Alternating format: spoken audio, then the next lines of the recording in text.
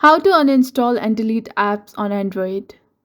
Hello everyone, welcome back to my channel. In today's video, I'll demonstrate on how can you uninstall and delete apps on Android.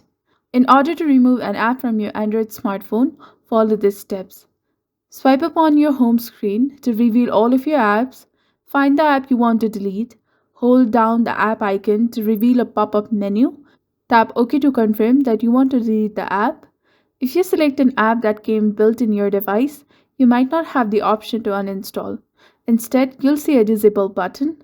Disabling an app will remove it from your home screen and disallow it from running or updating. To remove a built-in app, tap disable in the menu that appears, then tap disable to confirm. Essential apps such as settings and phone will not have the option to uninstall or disable. This is how you can uninstall and delete apps on Android. If you found this video helpful, please hit the thumbs up button and subscribe to our channel for more tech tutorials like this. Thanks for watching.